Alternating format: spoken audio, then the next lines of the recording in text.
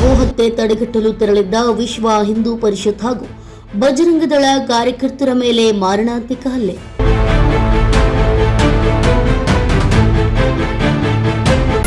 ರಾಣೆಬೆನ್ನೂರು ನಗರದ ಗುತ್ತಲ ರಸ್ತೆಯ ಕಹೀಬ್ ಗಲ್ಲಿಯಲ್ಲಿ ಅಕ್ರಮ ಕಸಾಯಿಖಾನೆ ನಡೆಯುತ್ತಿದೆ ಎಂಬ ಮಾಹಿತಿ. ವಿಶ್ವ ಹಿಂದೂ ಪರಿಷತ್ ಬಜರಂಗದಳ ರಾಣೆಬೆನ್ನೂರು ಕಾರ್ಯಕರ್ತರು ಇವತ್ತು ಅಕ್ರಮ ಕಸಾಯಿಖಾನೆಗಳು ರಾಣೆಬೆನ್ನೂರು ನಗರದಲ್ಲಿ ಯಥೇಚ್ಛವಾಗಿ ನಡೀತಾ ಇದೆ. ಅದನ್ನ 15 ದಿನದಿಂದನೂ ಪೊಲೀಸ್ ಇಲಾಖೆಗೂ ಮತ್ತು ತಹಶೀಲ್ದಾರ್ ಮತ್ತು ನಗರಸಭೆಗೆ ಮಾಹಿತಿ ಕೊಡ್ತಾನೆ ಬರ್ತಾ ಇದ್ದಾರೆ. ಪೊಲೀಸರೊಂದಿಗೆ ಸ್ಥಳಕ್ಕೆ ತೆರಳಿದ್ದ ಕಾರ್ಯಕರ್ತರ ಮೇಲೆ ಗುಂಪು ಹಲ್ಲೆ.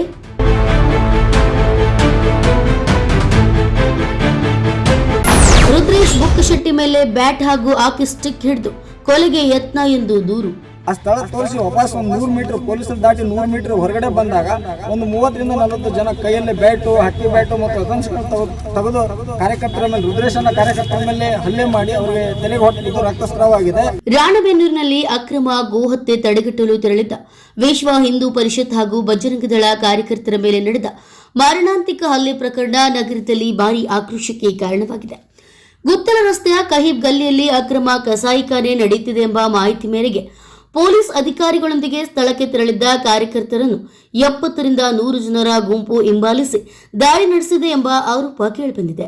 ಫಿರ್ಯಾದಿದಾರ ರುದ್ರೇಶ್ ಬುಕ್ಕಶೆಟ್ಟಿ ಮೇಲೆ ಬ್ಯಾಟ್ ಹಾಗೂ ಹಾಕಿ ಸ್ಟಿಕ್ ಮತ್ತು ಮಾರಕಾಸ್ತ್ರಗಳಿಂದ ಹಲ್ಲೆ ನಡೆಸಿ ಕೊಲೆ ಯತ್ನ ಮಾಡಲಾಗಿದೆ ಎಂದು ದೂರಿನಲ್ಲಿ ಉಲ್ಲೇಖಿಸಲಾಗಿದೆ. ತಲೆಗೆ ಗಂಭೀರ ಗಾಯಗೊಂಡು ರಕ್ತದ ಮಡುವಿನಲ್ಲಿ ಬಿದ್ದಿದ್ದ ರುದ್ರೇಶ್ ಅವರನ್ನ ಸ್ನೇಹಿತರು ರಕ್ಷಿಸಿ ಸಾರ್ವಜನಿಕ ಆಸ್ಪತ್ರೆಗೆ ದಾಖಲಿಸಿದ್ದಾರೆ. ಘಟನೆಯ ವಿಡಿಯೋ ಹಾಗೂ ಮಾಹಿತಿ ಸಾಮಾಜಿಕ ಜಾಲತಾಣಗಳಲ್ಲಿ ವೈರಲ್ ಆಗ್ತಿದ್ದು ಆರೋಪಿಗಳ ವಿರುದ್ಧ ಕಠಿಣ ಕ್ರಮಕ್ಕೆ ಒತ್ತಾಯ ಹೆಚ್ಚಾಗಿದೆ.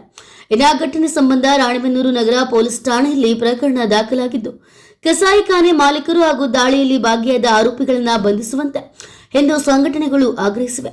ನಗರದ ಶಾಂತಿ ಭದ್ರತೆ ಕದಡುವ ರೀತಿಯಲ್ಲಿ ನಡೆದ ಈ ಘಟನೆ ಸಾರ್ವಜನಿಕರಲ್ಲಿ ಆತಂಕ ಮೂಡಿಸಿದ್ದು ಪೊಲೀಸರು ಭದ್ರತೆ ಹೆಚ್ಚಿಸಿ ತನಿಖೆಯನ್ನು ತೀವ್ರಗೊಳಿಸಿದ್ದಾರೆ.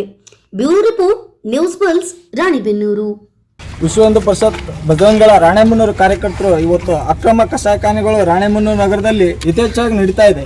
ಅದನ್ನ 15 ದಿನದಿಂದನೂ ಪೊಲೀಸ್ ಇಲಾಖೆಗೂ ಮತ್ತು ತಹಶೀಲ್ದಾರ್ ಮತ್ತು ನಗರಸಭೆಗೆ ಮಾಹಿತಿ ಕೊಡ್ತಾನೆ ಬರ್ತಾ ಇದ್ದಾರೆ. ಅದೇ ಯಾವುದೇ ರೀತಿ ಕ್ರಮ ಆಗಿದ್ದಿಲ್ಲ. ಇವತ್ತು 112ಗೆ ಮಾಹಿತಿ ಕೊಟ್ಟು ಇಲ್ಲಿ ಕಸಾಯಿಖಾನೆ ಗೋಹತ್ಯೆ ನಡೀತಾ ಇದೆ ಅಂತೇಳಿ 112ಗೆ ಮಾಹಿತಿ ಕೊಟ್ಟಿದ್ದಾರೆ. ಆ 112 ಪೊಲೀಸ್ ಸಿಬ್ಬಂದಿಯವರು ಬಂದು ಸ್ಥಳ ತೋರಿಸ್ಬರ್ರಿ, ನೀವು ಎಲ್ಲಿ ನಡೆದಿದೆ ಘಟನೆ ಅಂತೇಳಿ ಕರೆದಾಗ ಕಾರ್ಯಕರ್ತರು ಆ ಸ್ಥಳ ತೋರಿಸೋಕೆ ಹೋಗಿದ್ದಾರೆ. ಆ ಸ್ಥಳ ತೋರಿಸಿ ವಾಪಸ್ 100 ಮೀಟರ್ ಪೊಲೀಸರು ದಾಟಿ 100 ಮೀಟರ್ ಹೊರಗಡೆ ಬಂದಾಗ ಒಂದು 30 ರಿಂದ 40 ಜನ ಕೈಯಲ್ಲಿ ಬ್ಯಾಟು, ಹಕ್ಕಿ ಬ್ಯಾಟು ಮತ್ತು ಅತಂಶಗಳು ತೆಗೆದು ಕಾರ್ಯಕರ್ತರ ಮೇಲೆ, ರುದ್ರೇಶ್ ಅನ್ನೋ ಕಾರ್ಯಕರ್ತರ ಮೇಲೆ ಹಲ್ಲೆ ಮಾಡಿ ಅವರಿಗೆ ತಲೆಗೆ ಹೊಡೆದಿದ್ದು ರಕ್ತಸ್ರಾವವಾಗಿದೆ.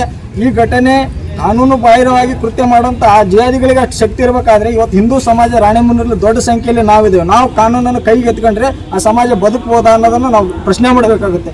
ಆದರೆ ನಾವು ಕಾನೂನಿಗೆ ಗೌರವ ಕೊಡ್ತೇವೆ. ಪೊಲೀಸ್ ಇಲಾಖೆಗೆ ನಾವು ಏನು ಹೇಳ್ತಾ ಇದ್ದೇವೆ ಅಂತಂದರೆ ಅವರು ಇವತ್ತು ಸಂಜೆ ಒಳಗೆ ಅವ್ರು ಬಂಧನ ಆಗಲಿಲ್ಲ ಅಂತಂದರೆ ನಾಳೆ ನಾವು ರಾಣೆಬೆನ್ನೂರನ್ನ ಬಂದ್ ಮಾಡಿ ಪ್ರತಿಭಟನೆ ಮಾಡ್ತೇವೆ. ಹಿಂದೂ ಸಮಾಜಕ್ಕೂ ಶಕ್ತಿ ಇದೆ ಅಂತೇಳಿ ನಾವು ತೋರಿಸ್ಕೊಡ್ತೇವೆ.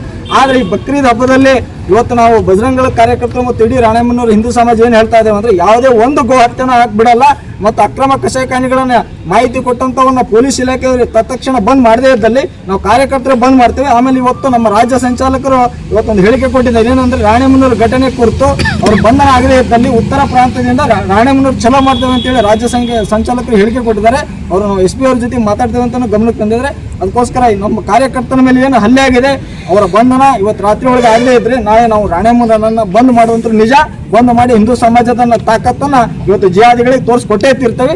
ಕಾನೂನು ಅಧಿಕಾರಿಗಳ ಮೇಲೆ ನಂಬಿಕೆ ಇದೆ. ಅವ್ರು ಕಾನೂನನ್ನು ಪಾಲಿಸಿ ಅವ್ರನ್ನ ಬಂಧನ ಮಾಡಿ, ಯಾರಿಗೂ ಇಲ್ಲಿರೋಂಥರ ಭಯ ಇಲ್ಲ. ನಾವು ಕಾನೂನಿಗೆ ಅಷ್ಟೇ ಗೌರವ ಕೊಡೋದು. ನಮ್ಗೆ ಯಾವುದೇ ಜಿಹಾದಿಗಳ ಮೇಲೆ ಭಯ ಇಲ್ಲ. ಯಾರಿಗೂ ತಾಕತ್ ತಮ್ಮಲ್ಲೂ ಇದೆ. ಆದರೆ ಒಂದು ವ್ಯವಸ್ಥೆಯಲ್ಲಿ ಅದೇವೆ, ಆ ವ್ಯವಸ್ಥೆ ಒಳಗೆ ಹೋಗ್ಬೇಕು ಅನ್ನೋದಕ್ಕೋಸ್ಕರ ನಾವು ಇವತ್ತು ಗೌರವಯುತವಾಗಿ ಪೊಲೀಸರಿಗೆ ನಾವು ಕಂಪ್ಲೇಂಟ್ ಕೊಡ್ತಾ ಇದ್ದೇವೆ. ಆ ಕಂಪ್ಲೇಂಟನ್ನು ದಾಖಲಿಸಿಕೊಂಡು ಅವರು ತಕ್ಷಣ ಬಂಧಿಸಬೇಕು ಅನ್ನೋದು ನಮ್ಮ ಬಜರಂಗ ದಳದಿಂದ ಆಗ್ರಹ.